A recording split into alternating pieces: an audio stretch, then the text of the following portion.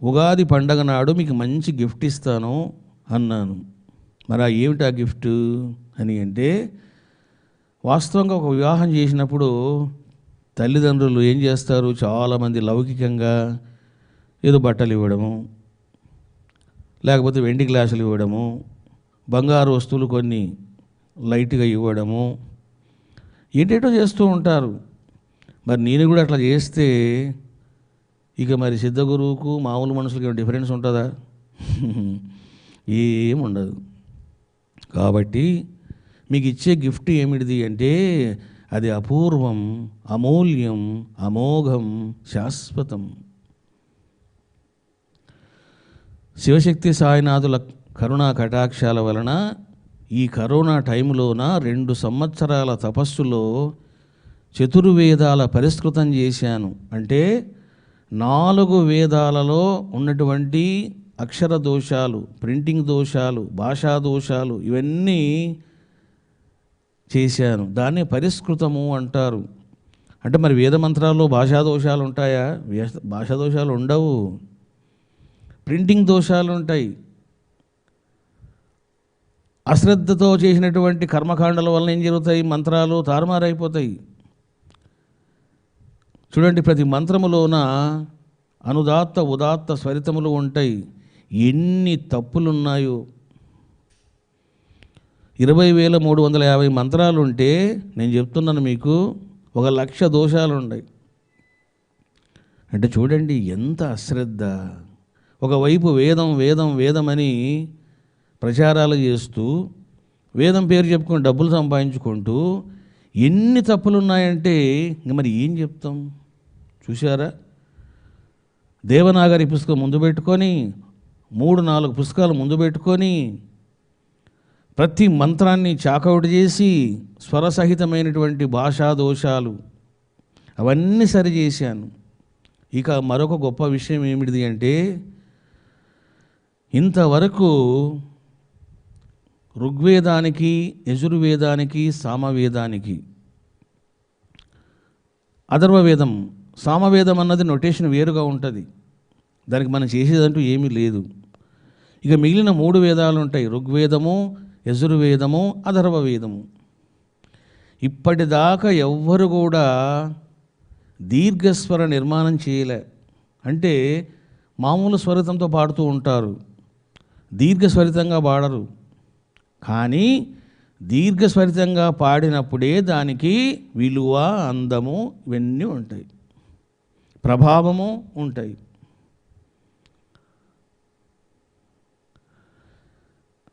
పరమాత్మ దయ వలన 3 వేదాలకు స్వర నిర్మాణం చేసేటువంటి భాగ్యం కలిగించారు. ఒక్క పండితుడు మాత్రము ఋగ్వేదానికి స్వర నిర్మాణం చేశాడు. కానీ ఆయన ఏం చేశాడంటే మొత్తం పెట్టుకుంటూ పోయాడు. అట్లా చేయకూడదు, అది కూడా తప్పే, దోషమే. ఎక్కడ స్వరితం పడాలో అక్కడ పడాలా, ఎక్కడ కామన్ స్వరితం ఉండాలో, ఎక్కడ దీర్ఘ స్వరితం ఉండాలో అది ఉంటేనే అందం.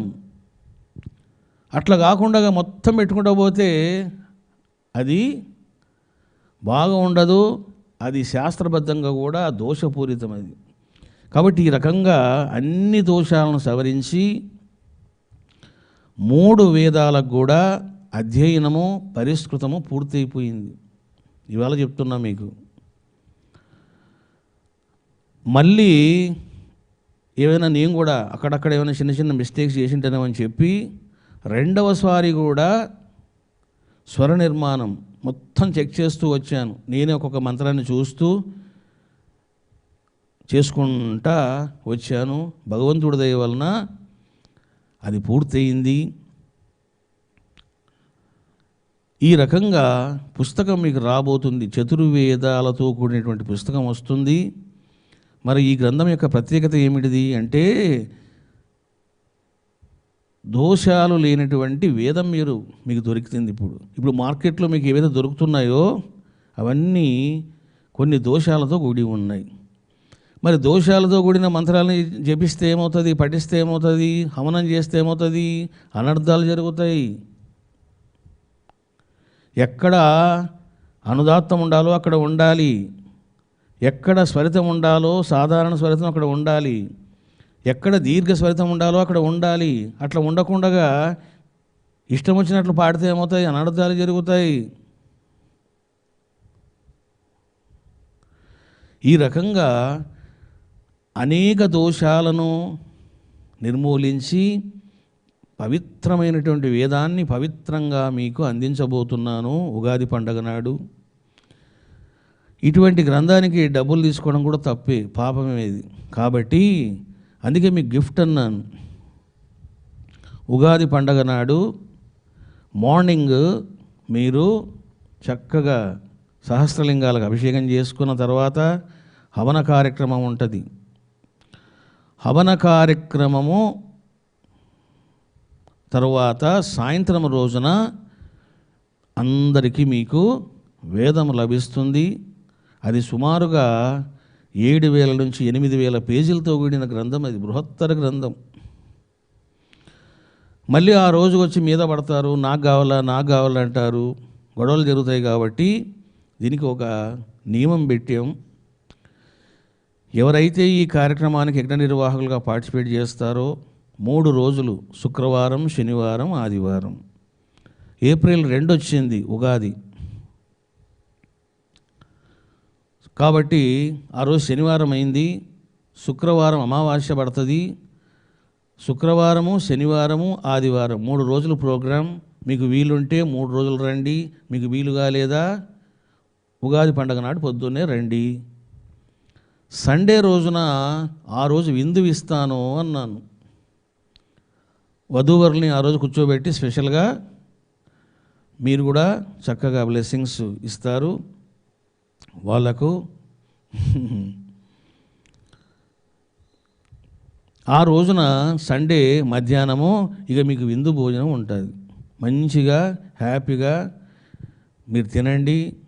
ఇప్పటిదాకా మహాపీఠంలో మీరు తినని విధంగా ఆ రోజు మీరు తింటారు. రకరకాల స్వీట్స్, రకరకాల హాట్స్. ఇంకా మీ ఇష్టం, ఎంత మీరు తింటారో, ఎంత ఎంజాయ్ చేస్తారో ఎంజాయ్ చేయండి బాబు.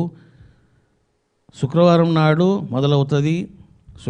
శుక్రవారం నుంచి మీకు మన మహాపీఠంలో ఎన్ని అకామిడేషన్ రూమ్స్ ఉన్నాయో ఆ ప్రకారము మీకు అకామిడేషన్ ఇస్తారు. తర్వాత 3 రోజులు మీరు అభిషేకం చేసుకోవచ్చు. ఒక రోజు మాత్రం విశేషంగా ద్రవ్యాలు ఇస్తారు మీకు, అభిషేకం చేయండి. ఎందుకంటే ఆఫ్టర్ 2 years మీరు వస్తున్నారు. ఇక 3వది హవనం చేస్తారు. కుండానికి 2 మాత్రమే కూర్చొని హవనం చేస్తారు. దీన్ని యజ్ఞ నిర్వాహకులు అంటారు.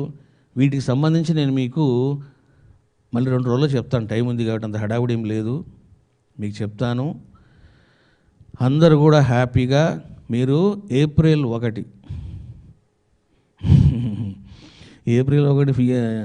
ఏప్రిల్ ఫూల్ అంటారేమో స్వామి అనుకోండి. ఫూల్ ఏం లేదు, పాడలేదు. కాబట్టి ఏప్రిల్ 1 నాడు మీరు పీఠంలో ఉండొచ్చు. 1, 2, 3 హ్యాపీగా ఉండండి. 2వ రోజు 3వ రోజున సండే పడింది, ఏప్రిల్ 3.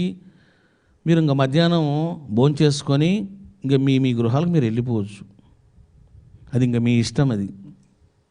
ఎందుకంటే మళ్ళీ మండే వ్యాపారాలు, డ్యూటీలు ఉంటాయి. కాబట్టి మీరు ఇంకా సండే మధ్యాహ్నం నుంచి లేదా 4 గంటల నుంచి 5 గంటల నుంచి మీరు ఇంకా లీవ్ అవ్వచ్చు. కాబట్టి ఈ విందు కార్యక్రమంలో నేను కూడా మీతో పాటు తిరుగుతాను బాగా.